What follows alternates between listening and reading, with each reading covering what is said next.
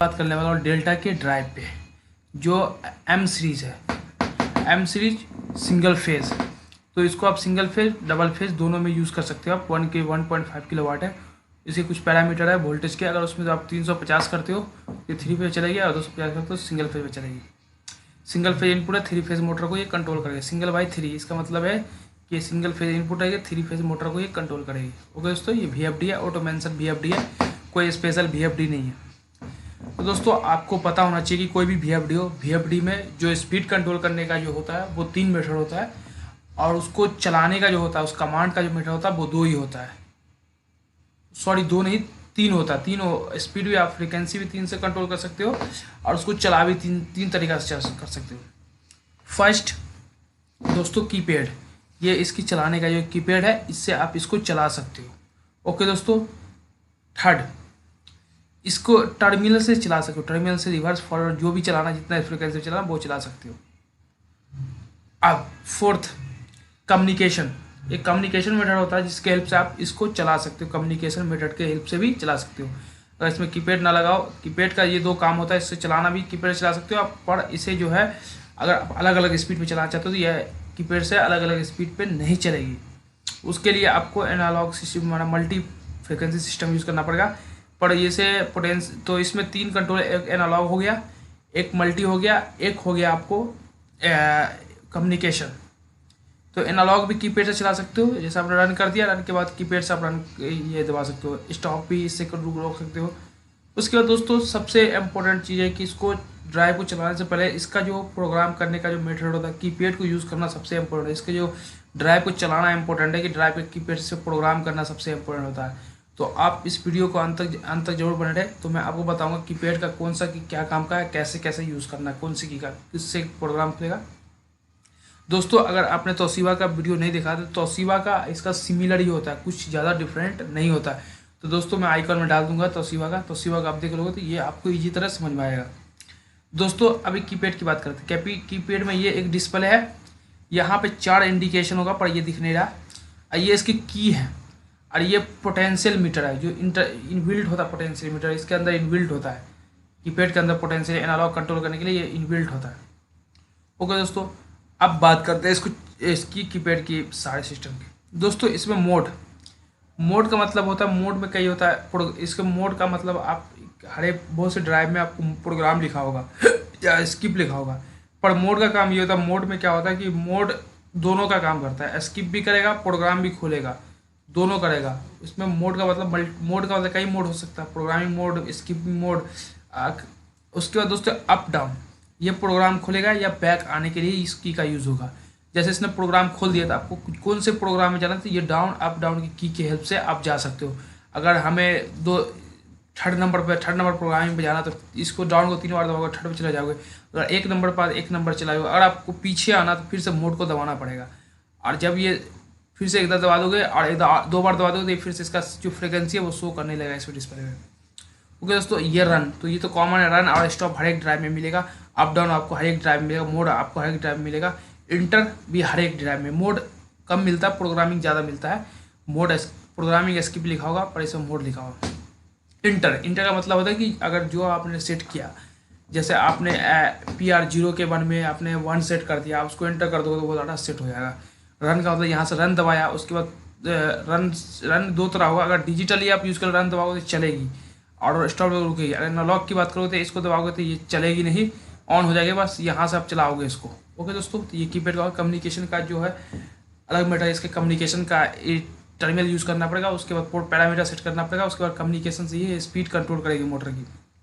आप टर्मिनल की बात करें। अब दोस्तों सबसे पहले कीपैड आपको एक इसका ये ग्राफिकल दिखा था, उसमें आपको अच्छी से समझ में आएगा। तो मैंने की का बता दिया, सारे की का यूज़। अब ग्राफिकल में आपको कुछ अच्छी तरह समझ में आएगा। ग्राफिकल कीपैड है दोस्तों। इस कीपैड की बात जब भी हम करेंगे, इस कीपैड की बात करते हैं, व्यू, इसको जूम करते हैं, फिट,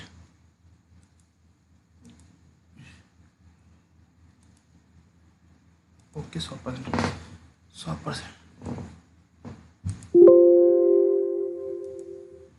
ओके दोस्तों, ये इसका कीपैड है। दोस्तों इसमें क्या होता है कि कीपैड फिक्स नहीं है, ये मूवेबल है, आप इसको निकाल सकते हो, पर ये जो 2 स्क्रू यहाँ, एक स्क्रू, 2 स्क्रू को खोल के आप बाहर निकाल सकते हो। अब ये देखो दोस्तों, इस डिस्प्ले में शो कर रहा है, ये शो कर रहा है F60.00 दोस्तों। ओके दोस्तों, तो ये मोटर की फ्रिक्वेंसी शो कर रहा है, यहाँ आप देख सकते हो, ये बता रहा है कि जो मोटर की फ्रिक्वेंसी है वो शो कर रहा है। अब जैसे अगर आपको ऑपरेशन देखना है, या आपको यूनिट देखना है, या आपको काउंटर वैल्यू देखना है, या आपको करंट देखना टर्मिनल पे क्या ले रहा है, और उसके बाद करंट पीएलसी विंग मोड देखना है, या पैरामीटर स्पेसिफाई, ये सारे आप यहाँ से देख सकते हो। तो ये बता रहा है ये मोड, ये दोनों प्रोग्रामिंग सारे के लिए यूज़ होगा। उसके बाद इंटर में डाटा सेट करने के लिए पोटेंशियल मीटर, जो इसका एनालॉग स्पीड को कंट्रोल करने के लिए कीपैड से है, स्पीड कंट्रोल करने के लिए। उसके बाद स्टॉप रोकने के लिए, डाउन अप डाउन आपको एलसीडी मिलेगा। उसके बाद दोस्तों ये जब चलेगी रन करेगी तो रन का एलईडी जलेगा, और उसके बाद आप डायरेक्शन भी पता होगा कौन सी डायरेक्शन में चलेगी, फॉरवर्ड में चलेगा फॉरवर्ड चलेगी, रिवर्स में चलेगा तो रिवर्स चलेगी। पर जब कीपैड से चलाओगे तो एक ही डायरेक्शन में चलेगी, दोनों डायरेक्शन में नहीं चलेगी। अब दोस्तों हम इसके टर्मिनल पर आ जाता है। टर्मिनल को इसको समझना आपको कभी जरूरी है। अब मोटर में क्या होता है कि पावर कनेक्शन होता है, एक लॉजिक कनेक्शन होता है। ये पावर कनेक्शन, ये सारे पावर कनेक्शन है, और ये जो सारे दिख रहे हैं ये लॉजिक कनेक्शन है। दोस्तों पावर कनेक्शन की बात करते हैं, पावर कनेक्शन में आपको या तो L1 L2 L3 मिलेगा, या RST मिलेगा, या T1 T2 T3 मिलेगा। तो हमेशा L1 L2 या RST हो, उस पर मोटर का कनेक्शन होगा, मोटर का कनेक्शन उस पर ही किया जाएगा। ओके दोस्तों। और सेकेंड चीज़, उस जो हमें ये करना, ड्राइव को जो मेन सप्लाई देना, कॉन्ट्रेक्टर से कनेक्ट करके देना है, और एमसीबी लगा होना चाहिए। आउटपुट का भी कॉन्ट्रेक्टर लगा सकते हो, और ना लगा सकते हो डायरेक्ट ड्राइव से भी दे सकते हो। उसके बाद दोस्तों इसको रोकने के लिए जो ब्रेकिंग यूनिट होता है, जो जब ये डिसलेट हो जाएगा, जब इसके 0 पर पहुँच जाए, उसको रोकने के लिए 2 मीटर होता है, तो हम डीसी कर सकते हैं, या इसके अंदर डीसी सप्लाई देकर ब्रेकिंग लगा सकते हैं, या हम इसका एक्सटर्नल असिस्टेंस लगा, इसको डीबीआर बोलते हैं। ब्रेकिंग रसिस्टर लगाने के लिए आपको पॉइंट ही दिया होगा B1 और B2 को यूज़ करना है। ये कनेक्ट होके इसको, जब ये इसके अंदर जब ये ड्राइव ऑफ हो जाएगा तो इसके अंदर कुछ इलेक्ट्रिसिटी बनेगा, जिसको ये हीट में कन्वर्ट कर देगा। ओके दोस्तों, अब आते हैं इसके पॉइंट्स पे। लॉजिक कंट्रोल, पावर तो क्लियर हो गया, अब लॉजिक पे आता है। दोस्तों लॉजिक में आप कुछ इस तरह टर्मिनल पर लिखा होगा M0 M1 M2 M3 M4 M5। तो इसका स्टार्टिंग का 2 टर्मिनल तो यूज़ ही का नहीं है, ये दोनों टर्मिनल डायरेक्शन के लिए यूज़ होगा। पहला फॉरवर्ड M0 M1 रिवर्स, ये 2 तो आप यूज़ नहीं करना। उसके बाद मल्टी स्पीड की बात करें तो मल्टी ये मिलेगा M2 M3 M4 M5। अगर ये वाला हमारा ये M1 और ये रीसेट के लिए है। अगर आप इसको मल्टी यूज़ करना है तो मल्टी भी यूज़ कर सकते हो, इसमें पैरामीटर सेट कर दोगे। अभी ये रीसेट के लिए यूज़ करने के लिए बोला ड्राइव, ये इसलिए रीसेट के लिए यूज़ करने के लिए, कभी ड्राइव में कोई फॉल्ट आ गया, कोई जैसे सीक्वेंस मिसिंग या ओवर वोल्टेज ओवर करंट का, तो उसको रीसेट करके ड्राइव को फिर चलाने के लिए इसे यूज़ किया जाता है मल्टी। अगर सपोज ये जैसे आपने डाल दिया मल्टी स्पीड में, आपने डाल दिया 50-30 फ्रिक्वेंसी, तो जैसे अगर ये वाला बटन M0 ऑन हुआ और उसके बाद ये M3 ऑन हुआ, तो ये 25 फ्रिक्वेंसी पर चलना शुरू कर देगा। ओके दोस्तों, अगर ये वाला बटन दबा हुआ, अगर रिवर्स वाला ऑन हुआ तो रिवर्स में इतनी फ्रिक्वेंसी पर चलना शुरू कर देगा। यहाँ से डायरेक्शन लेना है और यहाँ से अब मल्टी स्पीड लेना है। अगर आपने सिर्फ डायरेक्शन ले रखा, मल्टी स्पीड नहीं रखा, तो ये नहीं चलेगी। दोस्तों एक चीज़ होता है सिंकिंग और सोर्सिंग, सिंकिंग ही होगा ये सोर्सिंग नहीं होना, इसको सिंकिंग ही रखना है हमें। सिंकिंग का मतलब GND से सारे बटनों कनेक्शन देके M1 M2 M सारे पे लाना है। ओके दोस्तों, उसके बाद दोस्तों ये एक RA और RB और RC एक रिले आउटपुट होता है। इसका एक रिले आउटपुट होता है जिसमें NO NC कॉमन होता है, RC कॉमन है, NO NC। तो इसके हेल्प से आप कॉन्ट्रेक्टर लगा के, एक कॉन्ट्रेक्टर लगा दो जो मोटर को जैसे ड्राइव होगा तो मोटर को सप्लाई देना शुरू कर देगा, कॉन्ट्रेक्टर होल्ड होगा और मोटर का सप्लाई देना शुरू कर देगा। तो ये भी कर सकते हो। और उसके बाद आप इससे कोई फीडबैक ले सकते हो। उसके बाद आपको इससे डिजिटल आउटपुट देना चाहते हो HMI पे, कि जब ये ड्राइव फॉल्ट हो तो फॉल्ट के लिए जैसे फॉल्ट होगा तो एक डिजिटल आउटपुट ये NO NC हो जाएगा, तो एक आपको आउटपुट मिलेगा, उससे पता चलेगा कि हमारे ड्राइव में फॉल्ट आ गया। अब दोस्तों उसमें क्या होता है, कुछ मीटर्स होता है, जैसे एनालॉग मीटर हुआ, फ्रिक्वेंसी मीटर, डिजिटल मल्टीमीटर। उसके लिए आपको कनेक्शन यहाँ बता रहा है कि आपको GND का यूज़ करना है। ये AFM जो 2 टर्मिनल होगा ना किसी भी इंस्ट्रूमेंट में, तो वो टर्मिनल को यहाँ पे GND के साथ कनेक्ट करना है। तो आप यहाँ से, उसके बाद कम्युनिकेशन का बता रहा था, ये लिखा हो ना RS485, ये कम्युनिकेशन पोर्ट होगा। इसके अंदर आपको मिलेगा टर्मिनल होगा, एक ऐसा बना होगा। आप ड्राइव के ऊपर का बॉक्स को हटाओगे तो ये बॉक्स को अगर आप हटाते हो, ये बॉक्स को, ये जो है ना ये बॉक्स को, ये वार्निंग लिखा हो, इसको हटाते हो तो आपको कुछ ऐसा टर्मिनल, ऐसा ये पॉइंट्स ऑफ आपको मिलेगा वहाँ पे, ये सारे मिलेगा। अभी दिखाता हूँ कैसा दिखेगा। उसके बाद दोस्तों एनालॉग की बात करते हैं। एनालॉग में दो तरह कंट्रोल होता है, या तो करंट्स डाल के कंट्रोल कर ले या वोल्टेज डाल के कंट्रोल कर ले। तो करंट में हमेशा 4 to 20 मिली एम्पीयर स्टैंडर्ड जो स्टैंडर्ड एनालॉग होता है वो मिलेगा, और आपको 0 से 10 वोल्ट मिलेगा। पर ये सारे वोल्ट जो है ना हमारा ड्राइव खुद निकालेगा। आप उसके वोल्ट को एक एक्सटर्नल रजिस्टर लगा के उसके हिसाब से कंट्रोल करके आप डाल सकते हो। अगर आपको वोल्टेज कंट्रोल करना है तो आपको क्या करना है, प्लस वोल्ट पे आप एक टर्मिनल कनेक्ट कर देना, एक निगेटिव पे। अब बीच का जो पोटेंशियल मीटर का जो होगा मूवेबल टर्मिनल, उसको डालना है AVI पे। तो इससे क्या होगा, वोल्टेज होगा। अगर आपने ACI पे डाल दिया तो इससे करंट होगा। तो अब इसको इसमें सेट भी करना पड़ेगा कि आप करंट से कंट्रोल करना चाहते हो वोल्टेज से। ओके दोस्तों, ये तो आपको समझ में आ गया। उसके बाद ड्राइव को अर्थिंग करना काफ़ी इंपॉर्टेंट है। अर्थिंग आप हमेशा करना है आपको, और इस ड्राइव को सिंकिंग ही रखना, सोर्सिंग मत करना। सोर्सिंग के लिए क्या करना पड़ेगा, ये सारे पॉइंट्सों को, ये सारे बटन को 24 वोल्ट देना पड़ेगा। अगर आप सिंकिंग रखोगे तो 24 वोल्ट देने की जरूरत नहीं पड़ेगी, सीधा आपको ये कॉमन से GND से सारा कनेक्ट करना। अब फिजिकल में देखते हैं कि टर्मिनल में क्या क्या लिखा होगा। आ जाओ टर्मिनल पे दोस्तों। ये टर्मिनल आपकी, जब मैं बात करूँ टर्मिनल की, तो इसको कितना कर दे, 120 एक मिनट दोस्तों, 120 जूम 100%। इसको जूम करके मैं दिखाना चाहता हूँ दोस्तों। अगर आप जैसे ड्राइव का ये वाला बॉक्स, ये पोर्शन को हटाओगे तो कुछ इस तरह टर्मिनल दिखेगा आपको, जो मैं दिखा रहा हूँ। इस तरह आपको टर्मिनल दिखेगा। टर्मिनल पे लिखा होगा जैसे M0, M1, M2, M4, GND, AMF, ASI, ऐसे लिखा होगा आपको पूरे टर्मिनल। मैं एक प्रैक्टिकल वीडियो बनाऊंगा जिसमें आपको अच्छी तरह समझाऊंगा। तो दोस्तों आप कनेक्शन भी ये बता रहा है, ये कनेक्शन कैसे कैसे करना है। जब फॉरवर्ड रिवर्स, उसके बाद स्टॉप, तो ये सारे आपको कनेक्शन कैसे कैसे करना। उसके बाद ये रिले का ये एक रैक होगा टर्मिनल का, ये 3 सेपरेट टर्मिनल का रैक होगा। ये कोई आपस में कंबाइन ऐसे ही ड्राइव पे आपको दिखेगा, और उसके ड्राइव के ऊपर ऐसे ही लिखा होगा। ओके दोस्तों, तो मैंने आपको बता दिया आगे वायरिंग, उसी तरह आपको वायरिंग करना है। अब दोस्तों तब पावर का मैं बताया था कि पावर का क्या करना है। पावर में आपको MCB लगाना, या फ्यूज लगा दो, या कॉन्टेक्टर लगा दो। रिएक्टर लगाना जरूरी भी है, नहीं लगा सकते कोई दिक्कत नहीं है। ये रिएक्टर लगाने से ये होता है कि फील्ड रेट वोल्टेज ड्राइव को प्रोटेक्शन मिलता है। उसका ब्रेकिंग का बता दिया कनेक्शन। उसके बाद यहाँ से आउटपुट रिएक्टर लगा के आप इसको मोटर को दे सकते हो। अब दोस्तों चलते हैं पैरामीटर सेटअप में। दोस्तों अब बता रहा PR.00 जो है, ये जो पैरामीटर है, ये parameter 4 frequency source of frequency का मतलब ये होता है कि आप फ्रीक्वेंसी कैसे कंट्रोल करना चाहते हो। कम्युनिकेशन से कंट्रोल करना चाहते हो, या कीपैड से कंट्रोल करना चाहते हो, या एनालॉग से कंट्रोल करना चाहते हो, या एक्सटर्नल एक्सटर्नल मल्टी फ्रीक्वेंसी से कंट्रोल करना चाहते हो। उसके लिए आपको डिफाइन यहाँ पे बताना पड़ेगा। ये 2 पैरामीटर हर एक ड्राइव में आपको बताना पड़ता है। तो master control by digital keypad, तो आपको 00 होगा तो ये मास्टर कंट्रोल में चला जाएगा। मतलब ये इसका मतलब है कि वो कीपैड से ही कंट्रोल होगा। Determine frequency analogue by jumper से आपको ले तो 101 डालना है। उसके master frequency determine 20 milliampere by ACI terminal jumper. माना इसका मतलब है कि आप वोल्टेज से कंट्रोल करना चाहते हो तो आपको डालना पड़ेगा 01। करंट से कंट्रोल करना चाहते हो तो आपको ये डालना पड़ेगा। बता देता हूँ, एक बार रिपीट करके दिखाता हूँ। अगर हमें ये से अभी वोल्टेज पे कंट्रोल, अगर ये टर्मिनल यहाँ पे लग गया तो वहाँ पे पैरामीटर को चेंज करना पड़ेगा। अगर यहाँ के लिए अलग पैरामीटर होगा, मैंने आपको बताया था, मैंने आपको बता रखा हूँ कि दोनों के लिए अलग होगा। उसके बाद दोस्तों ये कह रहा है कि अगर हमें कम्युनिकेशन से करना है, कम्युनिकेशन से फ्रीक्वेंसी कंट्रोल करना है, तो आपको बताना पड़ेगा मास्टर कंट्रोल बाई RS485 और मास्टर कंट्रोल बाई माने determine by potential meter and digital keypad. ये भी बताना पड़ेगा मास्टर की जो आपको कंट्रोल करना है, जो डिजिटल कीपैड है ना, कीपैड के पोटेंशियल मीटर से कंट्रोल करना है, और डिजिटल कीपैड से, वो भी बताना पड़ेगा। अब होता है अब कमांड यही ये दोनों बहुत इंपॉर्टेंट है। अब इस दोनों को समझो बहुत अच्छी तरह।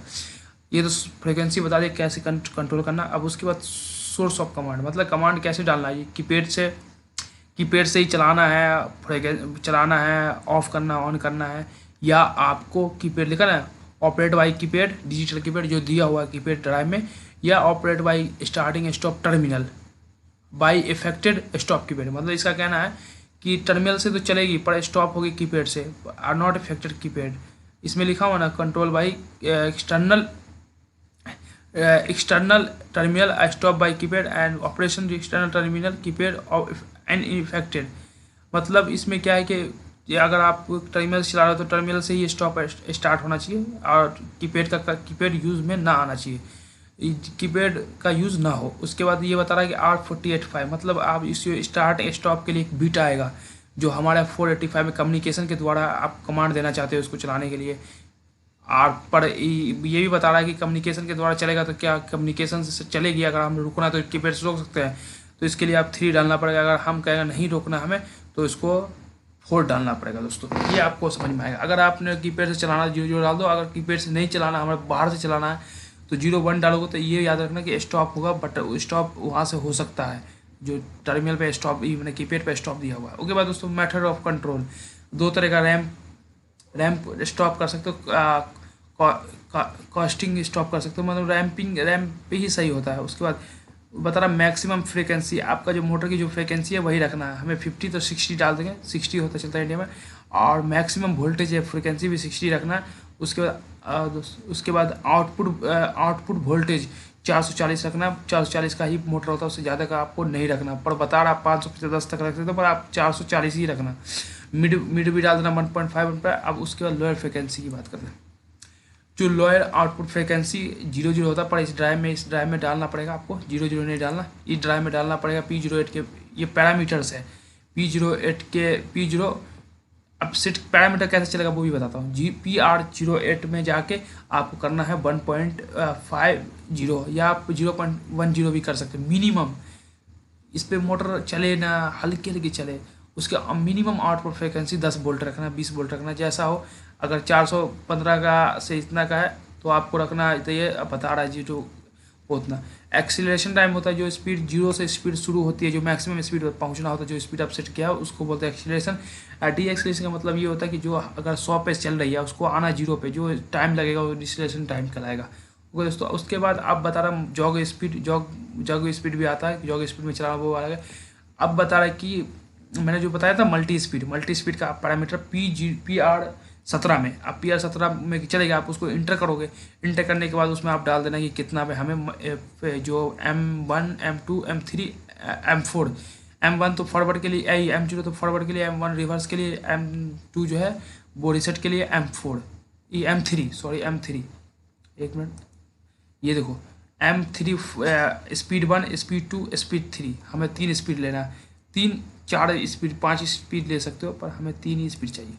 तो फर्स्ट स्पीड हमें लेना है, क्या लेना है, फर्स्ट स्पीड ले लो, इसमें डाल दो, सेकंड स्पीड डालो, थर्ड डालो, फोर्थ फिफ्थ डालो, ऐसे हमें बहुत सारे स्पीड मिलेगा। आप जैसे जितना है ना उसका मल्टी, उससे आप उसके 2 का स्क्वायर कर दो, उतना स्पीड आपको मिल जाएगा।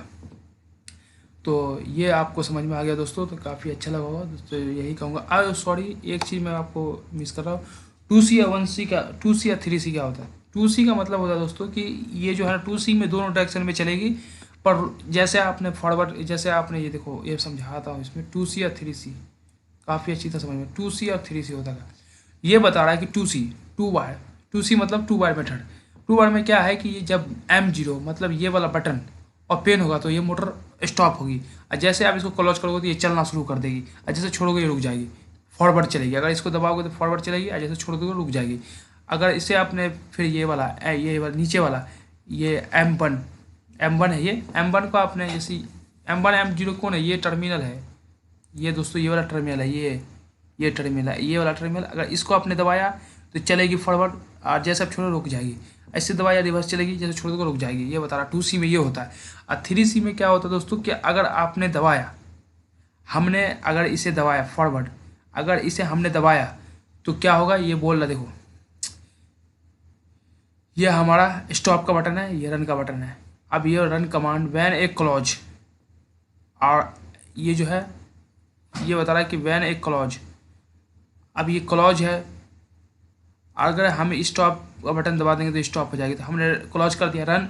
अब इसे जब ये वाला बटन अगर हमने रन किया तो अगर ये बटन ओपन होगा, ये वाला ये M1 अगर ओपन है तो ये चलेगी फॉरवर्ड, अगर ये क्लॉज है तो ये चलेगी रिवर्सवर्ड। ये बता रहा ना, अगर ओपन रहेगा ये बटन, मतलब कोई दबाया नहीं, कोई सिग्नल नहीं जा रहा है यहाँ पे M1 पे नहीं आ रहा, तो ये फॉरवर्ड चलेगी। अगर इससे दबा दिया तो रिवर्स चलेगी।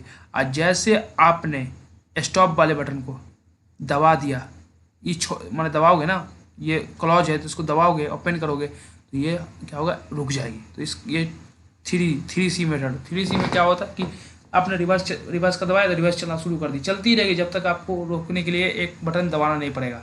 और 2C में क्या होता है कि आपको क्या करना नहीं, इस 2C में ये होता है कि आपको जैसे दबाया चलेगी, जैसे छोड़ा रुक जाएगी।